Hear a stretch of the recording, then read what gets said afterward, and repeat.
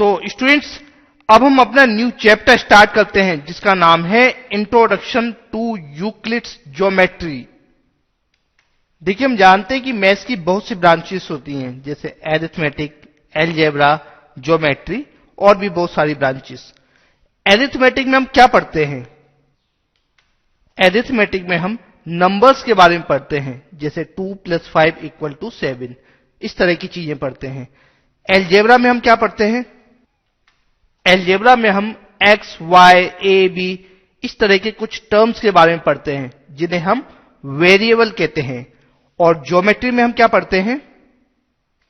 Geometry में हम shapes के बारे में बात करते हैं, जैसे ट्रायंगल, क्वाड्रिलेटरल, सर्कल और भी बहुत सारी शेप्स। तो इस चैप्टर में हम ज्योमेट्री के बारे में बात करेंगे। पर ये यूक्लिड ज्योमेट्री क्या होती है? तो चलिए सबसे पहले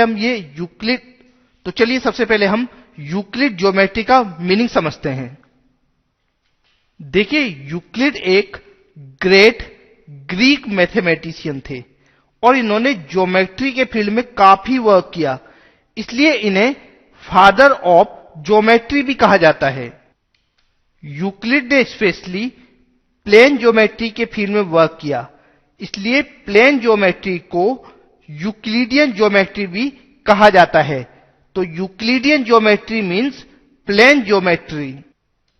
अब आप ये सोच रहे होंगे कि ये प्लेन ज्योमेट्री क्या होता है, तो चलिए इसको थोड़ा सा डिस्क्राइब करते हैं। देखिए, ज्योमेट्री के बारे में आप ये तो जानते हैं कि ज्योमेट्री में हम शेप्स यानी फिगर्स के बारे में बात करते हैं, जैसे ट्रायंगल, क्वाड्रिलेटरल, सर्कल और भी बहुत सारे फिगर। लेकिन इन फिगर्स को भी दो कैटेगरीज में डिवाइड किया जा सकता है, और ये कैटेगरीज हैं प्लेन फिगर और नॉन प्लेन फिगर। देखिए, प्लेन फिगर में हम बात करते हैं उन फिगर्स की जो फ्लैट होते हैं, जैसे ट्रायंगल, क्वाड्रिलेटरल, इस तरह के फिगर्स।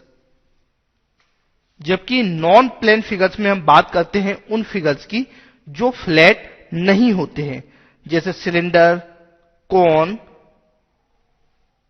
क्यूब या क्यूबॉइड, स्फीयर, इस तरह के फिगर्स। यहां आप दोनों तरह के फिगर्स में डिफरेंसेस को देख सकते हैं। प्लेन फिगर वो फिगर होते हैं जिनमें केवल 2 डायमेंशन होती हैं, जबकि नॉन प्लेन फिगर वो फिगर होते हैं जिनमें 3 डायमेंशन होती है, जिनमें 3 डायमेंशन होती हैं। यूक्लिड का मेन वर्क प्लेन फिगर्स के ऊपर डिपेंड था। यूक्लिड का मेन वर्क प्लेन फिगर से रिलेटेड था, इसलिए प्लेन फिगर की ज्योमेट्री यानी प्लेन ज्योमेट्री को यूक्लिडियन ज्योमेट्री भी कहा जाता है। चलिए अब हम इस चैप्टर को स्टार्ट करते हैं और सबसे पहले ज्योमेट्री से रिलेटेड कुछ इंपॉर्टेंट टर्म्स के बारे में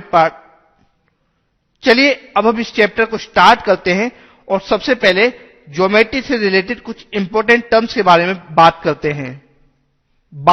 अब हम ज्योमेट्री से रिलेटेड कुछ इंपॉर्टेंट टर्म्स के बारे में बात करेंगे। हमारा फर्स्ट टर्म है पॉइंट। देखिए, पॉइंट्स के बारे में हम सभी जानते हैं कि अगर हम किसी शार्प पेंसिल से एक डॉट बना दें तो वो डॉट एक पॉइंट को शो करता है। तो किसी पॉइंट के बारे में हम कह सकते हैं कि पॉइंट एक ऐसा फिगर है जिसकी कोई डायमेंशन नहीं होती है, यानी इसकी कोई लेंथ या कोई विड्थ नहीं होती है। जनरली पॉइंट्स को इंग्लिश के कैपिटल लेटर से शो किया जाता है, जैसे यहां पर हमने इस पॉइंट को शो किया है पॉइंट ए से, तो आप इसे पॉइंट ए कह सकते हैं। इसी तरह से point B, C, D, X, Y, Z, P, Q, R, इस तरह से हम इसको शो कर सकते हैं। तो किसी पॉइंट के बारे में हम लिख सकते हैं, a point can be represented by a fine dot. A point can be denoted by a capital letter like A, B, P, Q, X, Y, etcetera. चलिए अब हम अपना नेक्स्ट टर्म देखते हैं। हमारा नेक्स्ट टर्म है प्लेन। देखिए, plane को समझने के लिए हमने यहां पर 2 फिगर्स लिए हुए हैं। हमारा फर्स्ट फिगर एक ब्लैक बोर्ड का है जो कि टीचिंग के काम आता है, और हमारा सेकंड फिगर एक प्लाईवुड शीट का है जो कि फर्नीचर बनाने में यूज होता है। इन दोनों ही फिगर का एक सरफेस होता है, ब्लैक बोर्ड का भी एक सरफेस होता है और प्लाईवुड शीट का भी एक सरफेस होता है, मगर इन सरफेसेस की डायमेंशन फिक्स होती है। आप जानते हैं कि आपके ब्लैक बोर्ड की लेंथ भी फिक्स होती है और इसकी ब्रेथ भी फिक्स होती है। इसी तरह से प्लाईवुड शीट की लेंथ फिक्स होती है और साथ ही इसकी ब्रेथ भी फिक्स होती है। पर जब हम बात करते हैं एक ज्योमेट्रिकल प्लेन की, तो हमारा मतलब होता है एक एंडलेस सरफेस से, यानी एक ऐसे सरफेस से जिसकी कोई फिक्स लेंथ या कोई फिक्स ब्रेथ ना हो, यानी जिसकी डायमेंशन अनलिमिटेड हो, जिसको किसी भी डायमेंशन में अनलिमिटेड बढ़ाया जा सकता हो। जैसे कि अगर हम इस ब्लैक बोर्ड की स्क्रीन को बढ़ाना स्टार्ट करें और इसे अनलिमिटेड डायमेंशन तक बढ़ाते चले जाएं, तो ये एक ज्योमेट्रिकल प्लेन बन जाएगा। पर हम जानते हैं कि हम ऐसा नहीं कर सकते हैं, क्योंकि हमारे कंप्यूटर की स्क्रीन फिक्स डायमेंशन की होती है और उसके बियॉन्ड इसको बढ़ाया नहीं जा सकता है। हमारे आसपास मौजूद किसी भी सरफेस को हम प्लेन का ही एक पार्ट मान सकते हैं। जैसे ब्लैक बोर्ड का ये सरफेस प्लेन का एक पार्ट है, प्लाईवुड का ये सरफेस प्लेन का एक पार्ट है, आपके कंप्यूटर की जो स्क्रीन है ये भी प्लेन का ही एक पार्ट है। तो हम प्लेन के बारे में लिख सकते हैं, a plane is an endless surface. Plane के बहुत सारे एग्जाम्पल्स हो सकते हैं, इनमें से कुछ एग्जाम्पल्स हैं। Examples of plane are surface of a sheet of a paper. तो किसी भी पेपर की जो शीट होती है वो प्लेन का ही एक एग्जाम्पल है। इसी तरह से किसी भी ब्लैक बोर्ड का जो सरफेस होता है वो भी प्लेन का ही एक एग्जाम्पल है। प्लाईवुड का जो पीस है इसका सरफेस प्लेन का ही एक एग्जाम्पल है। आपकी स्टडी टेबल का जो टॉप है वो भी प्लेन का ही एक एग्जाम्पल है। हमारा नेक्स्ट टर्म है लाइन। देखिए, लाइन को समझने के लिए हमने यहां पर दो पॉइंट्स लिए हैं, पॉइंट ए और पॉइंट बी। अब हम इन दोनों पॉइंट्स को ज्वाइन कराते हुए एक स्ट्रेट पाथ ड्रॉ करेंगे। तो यहां पर हमने इन दोनों पॉइंट्स को ज्वाइन करते हुए एक पाथ ड्रॉ किया है। अब अगर हम पॉइंट ए और पॉइंट बी इन दोनों को ज्वाइन कराने वाले पाथ को दोनों डायरेक्शन में अनलिमिटेड आगे बढ़ने की परमिशन दे दें, यानी इन दोनों को ज्वाइन करने वाला पाथ दोनों डायरेक्शन में अनलिमिटेड एक्सटेंड हो सके, तो ये एक लाइन को रिप्रेजेंट करेगा। यानी हम कह सकते हैं कि लाइन एक ऐसा प्लेन फिगर होता है जो दोनों डायरेक्शन में एंडलेस होता है, यानी उसका कोई एंड पॉइंट नहीं होता है। और एंड पॉइंट होगा भी कैसे, जब वो दोनों डायरेक्शन में आगे बढ़ सकता है तो उसका कोई एंड पॉइंट ही नहीं होगा। लाइन की कोई फिक्स्ड लेंथ भी नहीं होती है। लाइन को शो करने के लिए इसके दोनों साइड्स में एरोज बना दिए जाते हैं। देखिए, लाइन के दोनों साइड्स में इस तरह के एरो बना दिए जाते हैं। ये एरो ये शो करते हैं कि इस लाइन को दोनों डायरेक्शन में आगे बढ़ाया जा सकता है। जैसे ये लेफ्ट एरो ये शो कर रहा है कि इसे लेफ्ट डायरेक्शन में आगे बढ़ा सकते हैं। इसी तरह से ये राइट एरो ये शो कर रहा है कि इसे राइट साइड में आगे बढ़ाया जा सकता है। तो लाइन के बारे में हम लिख सकते हैं, a line is a plane figure which has no end points, no definite length. चलिए अब लाइन के कुछ एग्जांपल्स देखते हैं। देखिए, आप सभी ने ट्रेन में जर्नी जरूर की होगी। तो जब हम ट्रेन में बैठते हैं तो हम देखते हैं कि ट्रेन आगे बढ़ती जाती है, बढ़ती जाती है, बढ़ती जाती है, पर ये जो ट्रेन की पटरियां होती हैं ये कभी खत्म होने का नाम ही नहीं लेती हैं। जैसे जैसे ट्रेन आगे बढ़ती जाती है सामने पटरियां आगे बढ़ती जाती हैं। तो इन ट्रेन की पटरियों को भी आप लाइन का ही एक एग्जाम्पल मान सकते हैं। जिस तरह से ट्रेन की पटरी कभी खत्म होती नहीं दिखती है, उसी तरह से कोई लाइन भी खत्म नहीं होती है, यानी ये लाइन दोनों डायरेक्शन में इनफाइनाइट होती है। हमारा नेक्स्ट टर्म है लाइन सेगमेंट। देखिए, लाइन सेगमेंट को समझने के लिए हमने यहां पर एक लाइन ली हुई है, लाइन एल। अब हम इस लाइन के ऊपर दो पॉइंट्स ले रहे हैं, पॉइंट ए और पॉइंट बी। देखिए, लाइन के बारे में हम पढ़ चुके हैं कि किसी भी लाइन को दोनों डायरेक्शन में अनलिमिटेड लेंथ तक एक्सटेंड किया जा सकता है। पर अगर हमने इस लाइन के ऊपर दो पॉइंट फिक्स कर दिए हैं तो हम कह सकते हैं कि इन दोनों पॉइंट्स के बीच की जो डिस्टेंस है वो फिक्स्ड होगी, यानी इसको हम मेजर भी कर सकते हैं। देखिए हमने पॉइंट ए और बी के बीच की डिस्टेंस को ग्रीन कलर में शो किया हुआ है और ये डिस्टेंस फिक्स्ड है, तो हम कह सकते हैं कि ये एक लाइन सेगमेंट ए बी को रिप्रेजेंट करेगी। तो लाइन सेगमेंट के बारे में हम कह सकते हैं कि दो फिक्स्ड पॉइंट्स के बीच की जो स्ट्रेट डिस्टेंस होती है वो होती है लाइन सेगमेंट। तो लाइन सेगमेंट के बारे में हम लिख सकते हैं the straight path between two points is called a line segment. किसी भी लाइन सेगमेंट की लेंथ फिक्स होती है। A line segment has a fixed length. A line segment between points A and B can be represented by line segment AB और line segment BA। देखिए किन्हीं भी दो पॉइंट्स के बीच की लाइन सेगमेंट को हम इस तरह से शो कर सकते हैं, जैसे हमने पॉइंट्स A और पॉइंट्स B के बीच की लाइन सेगमेंट को लाइन सेगमेंट AB या लाइन सेगमेंट BA से शो किया हुआ है। चलिए अब हम अपना नेक्स्ट टर्म देखते हैं। हमारा नेक्स्ट टर्म है रे।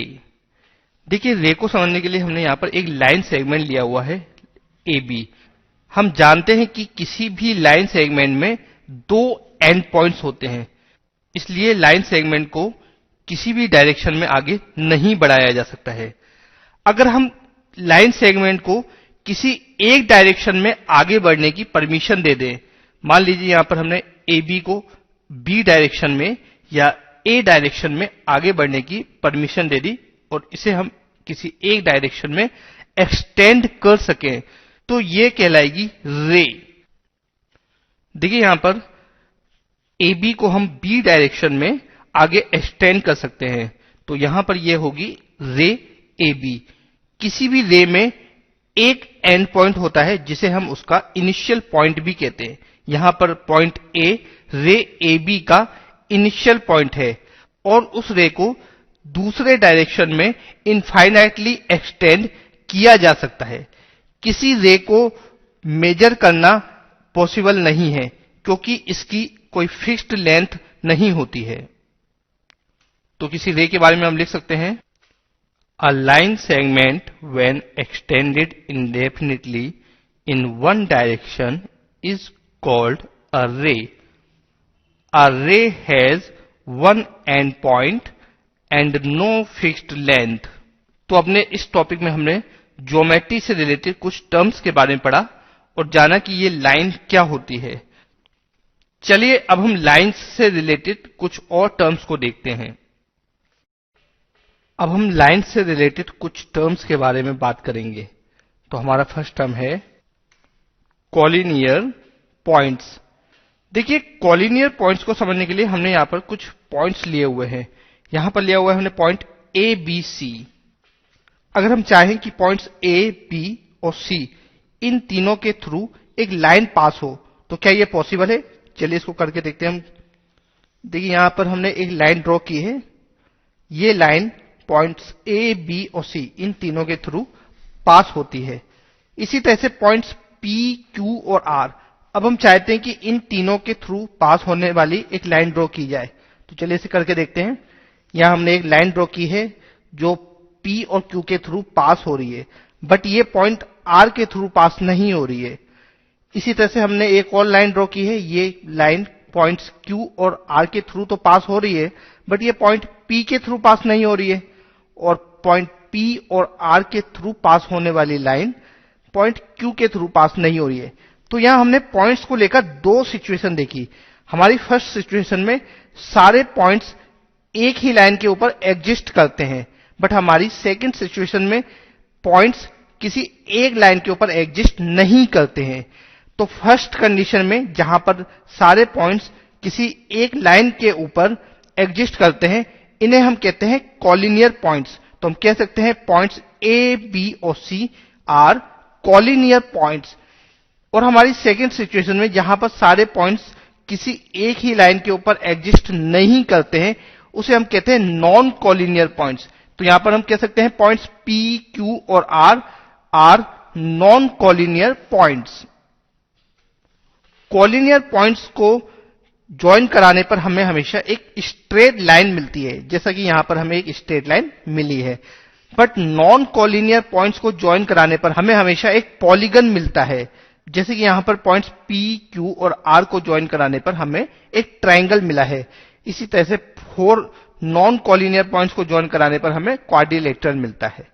तो कॉलिनियर पॉइंट्स के बारे में हम लिख सकते हैं 3 or more than 3 points are said to be collinear if a straight line can be drawn passes through them। चलिए अब हमारा नेक्स्ट टर्म देखते हैं। देखिए हमारी नेक्स्ट सिचुएशन में हमारे पास दो लाइन्स हैं, लाइन्स ए बी और सी डी। यहां पर लाइन्स ए बी और सी डी ये दोनों एक ही पॉइंट ओ के थ्रू पास हो रही है। देखिए पॉइंट ओ ये लाइन ए बी के ऊपर भी आ रहा है और पॉइंट ओ ये लाइन सी डी के ऊपर भी आ रहा है। तो जब दो लाइन्स किसी एक ही पॉइंट के थ्रू पास होती हैं, या हम कह सकते हैं कि जब दो लाइन्स में कोई एक ही पॉइंट कॉमन होता है, तो उन लाइन्स को हम कहते हैं इंटरसेक्टिंग लाइन्स। तो यहां पर लाइन्स ए बी और सी डी ये दोनों लाइन्स कहलाएंगी इंटरसेक्टिंग लाइन्स। हमारी सेकंड सिचुएशन में हमारे पास दो लाइन्स गिवन है, लाइन्स एल और लाइन्स एम। यहां पर लाइन्स एल और एम ये दोनों कहीं भी इंटरसेक्ट नहीं कर रही है, यानी ये दोनों एक दूसरे को टच नहीं कर रही है। इवन अगर हम इन दोनों लाइन्स को आगे एक्सटेंड भी कर देते हैं, तो हम देखते हैं कि ये दोनों लाइन्स आगे भी कहीं एक दूसरे को टच नहीं करेंगी। तो जब दो लाइन्स इस तरह से सिचुएटेड हो कि वो एक दूसरे को इंटरसेक्ट नहीं करे, तो उन लाइन्स को हम कहते हैं पैरेलल लाइन्स। पैरेलल लाइन्स के किसी भी पॉइंट पर उन दोनों लाइन्स के बीच की जो डिस्टेंस होती है वो हमेशा इक्वल होती है। आप देख सकते हैं इस तरह से हम किसी भी पॉइंट पर अगर इन दोनों लाइन्स के बीच की डिस्टेंस को मेजर करेंगे तो वो डिस्टेंस हमेशा इक्वल आएगी, यानी ये तीनों पार्ट्स आपस में इक्वल होंगे। तो इंटरसेक्टिंग लाइन्स के बारे में हम लिख सकते हैं two lines having a common point are called intersecting lines. The common point is called point of intersection. Here A B and C D are intersecting lines and O is point of intersection. इसी तरह से parallel lines के बारे में हम लिख सकते हैं two lines are called parallel lines if they do not have a common point.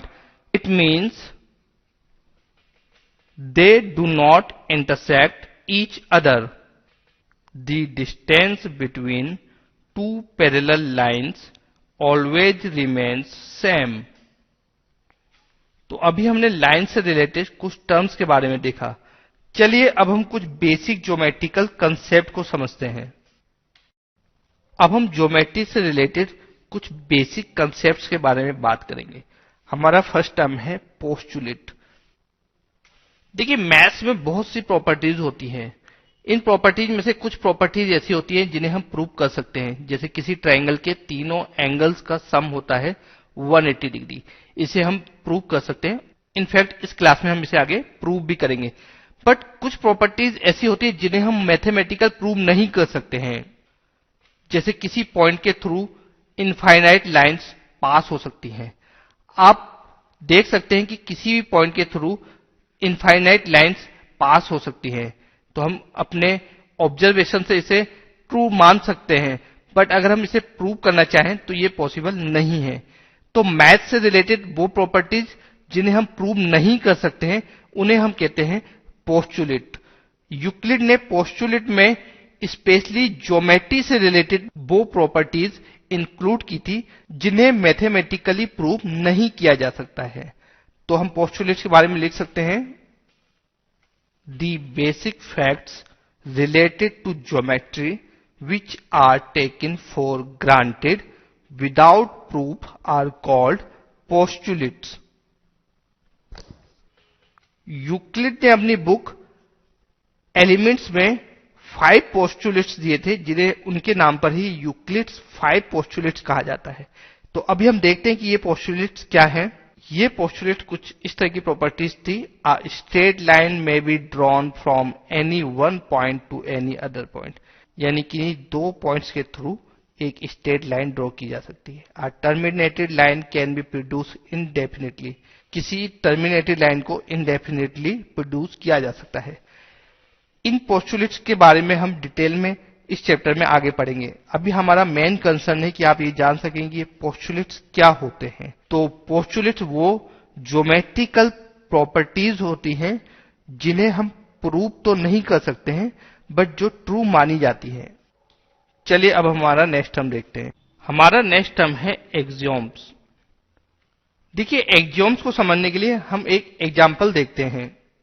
हमारे पास मैथ से रिलेटेड एक प्रॉपर्टी है, if equals are added to equals the wholes are equal, यानी जब इक्वल क्वांटिटी में इक्वल क्वांटिटी ऐड की जाती है तो जो टोटल मिलता है वो भी आपस में इक्वल होता है।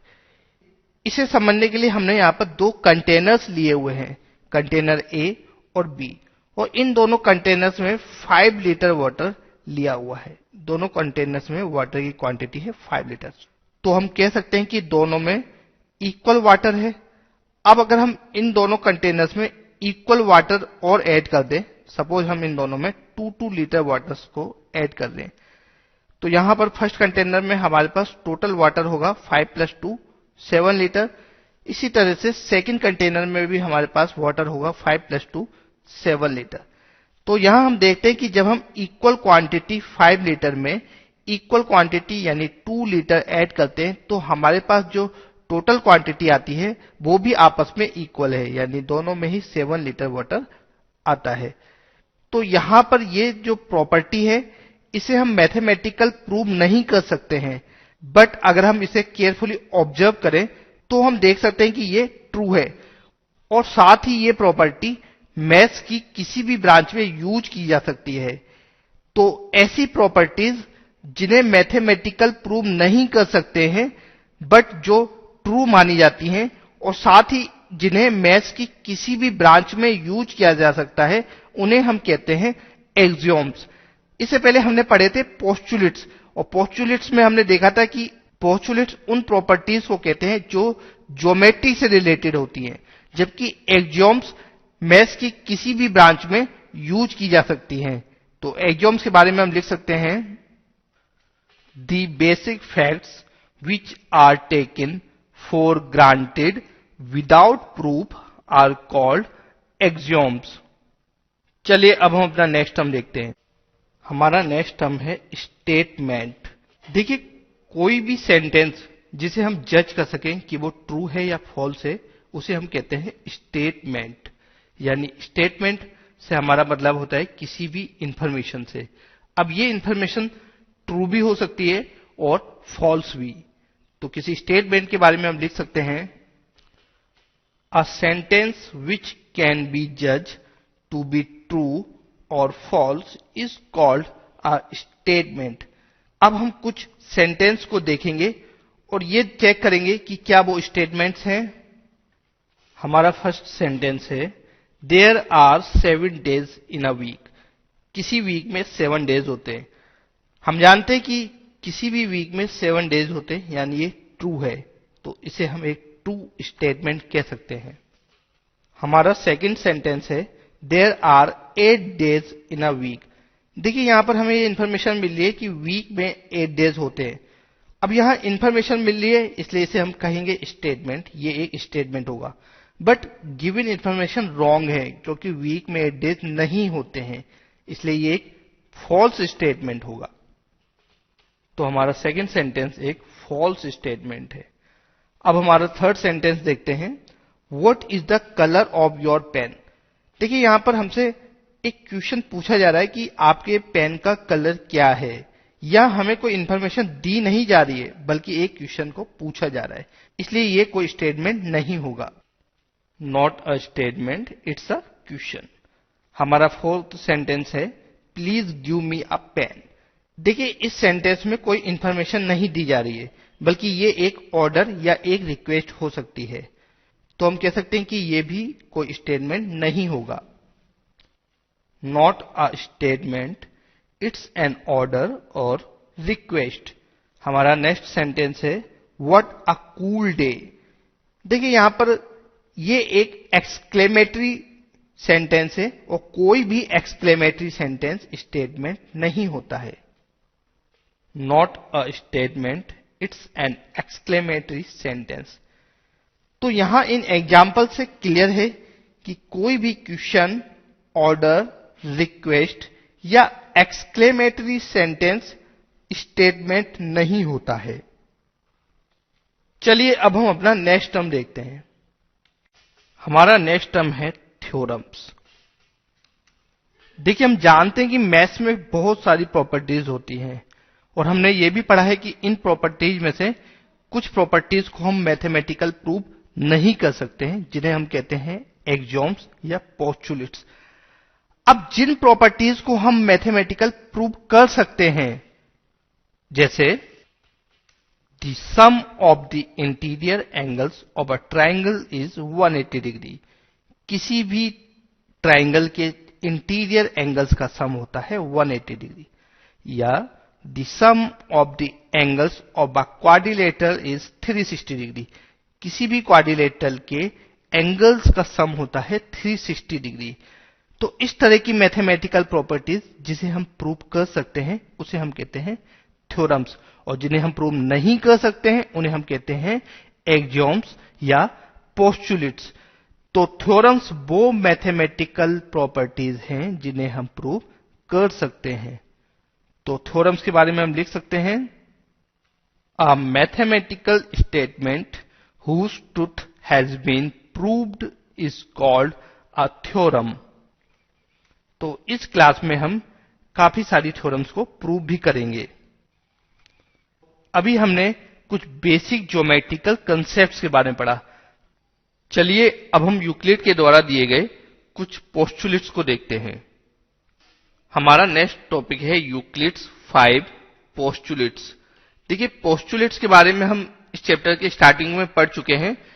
पोस्टुलेट्स और एक्सियोम्स ये दोनों कुछ ऐसी मैथमेटिकल प्रॉपर्टीज होती हैं जिन्हें हम प्रूव नहीं कर सकते हैं। एक्सियोम्स वो प्रॉपर्टी होती हैं जो मैथ्स की किसी भी ब्रांच में यूज की जा सकती हैं, जबकि पोस्टुलेट्स वो प्रॉपर्टीज होती हैं जो ओनली ज्योमेट्री से रिलेटेड हैं। यूक्लिड ने 5 पोस्टुलेट्स दिए थे और अब हम उनको डिटेल में स्टडी करेंगे। हमारा फर्स्ट पोस्टुलेट है A straight line may be drawn from any one point to any other point। देखिए इस पोस्टुलेट के अकॉर्डिंग किन्हीं 2 पॉइंट से केवल एक ही लाइन ड्रॉ की जा सकती है। तो इसको हम एक फिगर की हेल्प से समझते हैं। यहां हम 2 पॉइंट्स ले रहे हैं, पॉइंट A और पॉइंट B। अब हम पॉइंट्स A और B के थ्रू पास होने वाली कुछ लाइंस को ड्रॉ करेंगे। ये देखिए हमने एक लाइन ड्रॉ की है जो पॉइंट A और पॉइंट B के थ्रू पास होती है। अब हम एक और लाइन ड्रॉ करेंगे जो इसके थ्रू पास हो रही है। तो जब हम सेकेंड लाइन को ड्रॉ कर रहे हैं तो हम देख रहे हैं कि ये लाइन हमारी फर्स्ट लाइन को ही ओवरलैप कर रही है, यानी ये दोनों लाइन एक ही लाइन को रिप्रेजेंट करती है। तो हम कह सकते हैं कि इन्हीं 2 पॉइंट्स के थ्रू केवल एक ही लाइन ड्रॉ की जा सकती है, और यही यूक्लिड का फर्स्ट पोस्टुलेट था। चलिए अब हम इसका सेकंड पोस्टुलेट देखते हैं। यूक्लिड का सेकंड पोस्टुलेट है a terminated line can be produced indefinitely. देखिए टर्मिनेटेड लाइन मींस ऐसी लाइन जिसके 2 एंड पॉइंट्स हों, और हम जानते हैं कि जिस लाइन के 2 एंड पॉइंट्स होते हैं उसे हम कहते हैं लाइन सेगमेंट। तो टर्मिनेटेड लाइन से यूक्लिड का मीनिंग था एक लाइन सेगमेंट से। इस पोस्टुलेट के अकॉर्डिंग किसी टर्मिनेटेड लाइन को दोनों डायरेक्शन में आगे बढ़ाया जा सकता है। तो ऐसा हम करके देखते हैं कि क्या यह पॉसिबल है। देखिए हमने लाइन सेगमेंट AB को पॉइंट A और B दोनों ही डायरेक्शन में आगे बढ़ाया हुआ है, और हम इसे इनडेफिनेटली आगे बढ़ा सकते हैं।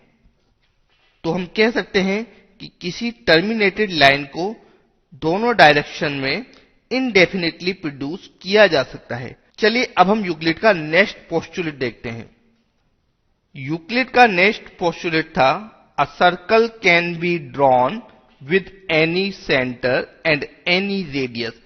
देखिए इस पोस्टुलेट के अकॉर्डिंग किसी भी सेंटर और किसी भी रेडियस का सर्कल ड्रॉ किया जा सकता है। और ये बिल्कुल ट्रू है, क्योंकि हम जानते हैं कि हम किसी भी पॉइंट को सेंटर बनाकर एक सर्कल ड्रॉ कर सकते हैं और इन सर्कल्स की रेडियस कुछ भी हो सकती है। तो चलिए अब हम कुछ सर्कल ड्रॉ करते हैं जिनके सेंटर डिफरेंट है और जिनकी रेडियस भी डिफरेंट है। देखिए यहां हमने कुछ इसी तरह के सर्कल ड्रॉ किए हुए हैं जिनके सेंटर डिफरेंट हैं और साथ ही इनकी